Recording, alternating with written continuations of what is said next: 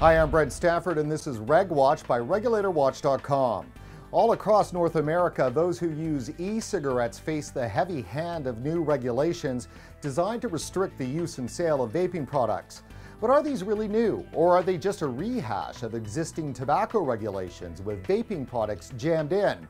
Regulator Watch wanted to find out, so we're taking you behind the scenes in the battle to protect vaping rights in the province of British Columbia.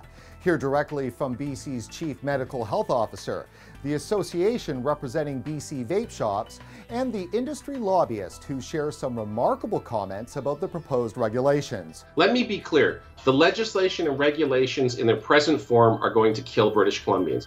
All this and more on today's episode of our series, Veracity Behind the Vape. Time is running out for British Columbians to provide input into the province's new vaping regulations. The Ministry of Health has issued a regulatory discussion paper and invites the public for feedback on the new rules. The deadline is Friday, November 20th. In May, the BC Liberal government passed into law the province's first vapor products legislation as an amendment to the Tobacco Control Act.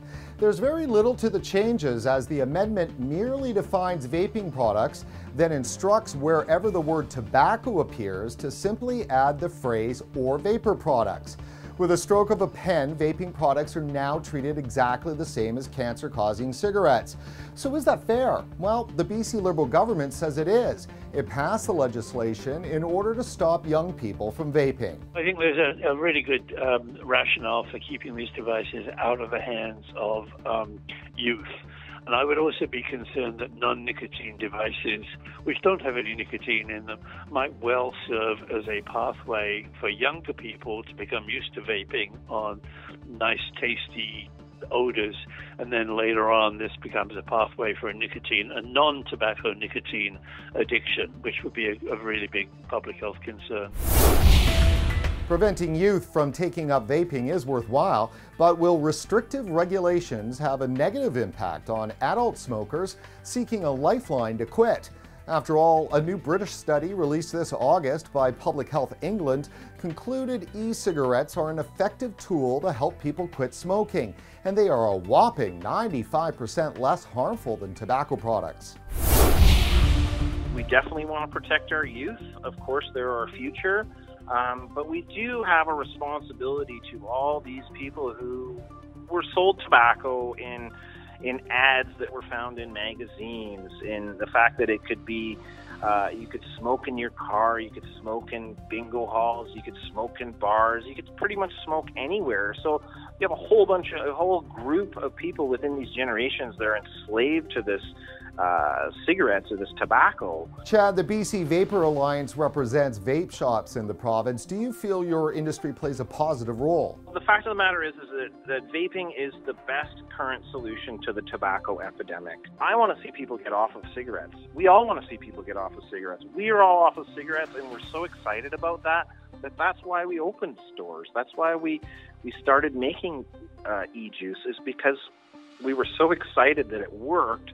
We wanted to share that with other people who were suffering right now. Chad, what's your reaction to the province's new regulations? I think the government, again, just doesn't really understand what vaping is. They see a cloud, they see people doing this, and it must be smoke. It looks like smoke, it must be smoke. So do you have a problem being regulated? We honestly have no problem with regulating. We have no problem with wanting to protect our youth from using these products. That's why we really stand behind the liquor store type model, where these vape shops are there. We do the IDing, we do the enforcing so that the youth aren't getting them. If they end up in regular gas stations and corner stores and convenience stores, it just gives a lot more access to youth, as well as not being able to show people how to use these products safely, right? And Chad, you're calling for the public's help to let government know it's important for shop owners to demonstrate vaping products in store and for customers to be able to test flavors. Is that not correct? Yes, exactly. People need to learn how to use these products. If they just get one product from the store that has one flavor, it may not work for them. Whereas if you have a vape store where you can try products and see how products work, you can find ones that'll fine-tune for people so that they'll have a higher chance of success. Dr. Kendall, the BC Vapor Alliance is asking for an exemption to allow customers to test products in store. What's your position on that? I would think that you can test the safety of a device using water, and that puts nobody at risk from any byproducts.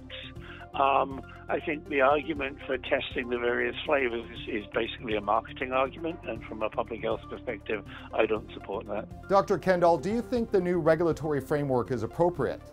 If these devices contain nicotine, then clearly they could be advantageous to folk who are dependent on nicotine and do not want to give up their dependency, but at the same time don't want to smoke tobacco.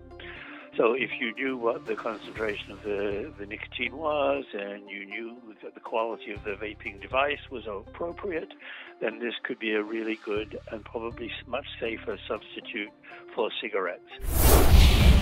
Mike, you're the lobbyist for the BC Vapor Alliance. Tell us, why is government treating e-cigarettes and vaping the same as tobacco? We've kind of entered a bit of the age of truthiness, to quote Colbert, right? In that, well, I don't know if this is a fact or not, but I feel that's the way things should be. So ergo, I'm going to legislate on the basis of my feelings, right? Well, I see this person with this device and there's a big cloud of smoke coming out of it. I feel that must be wrong, so therefore I will legislate accordingly. Mike, do you think there are outside forces pressuring the government in any way? Absolutely. There's two groups. First of all, big tobacco. If you have legislation that equates vaping to smoking, then the underlying message is there's no point in quitting smoking and switching to vaping because it must be about the same toxicity, because look at how government's treating it the same. It'll be equally inconvenient to use, you will be equally stigmatized, and so therefore you might as well keep smoking your Benson and Hedges or your whatevers at 2 packs a day. Unfortunately, that's wrong, and given that it is 94% less toxic, you're going to have people dying that otherwise wouldn't if they switched to vaping. The other group is big pharma.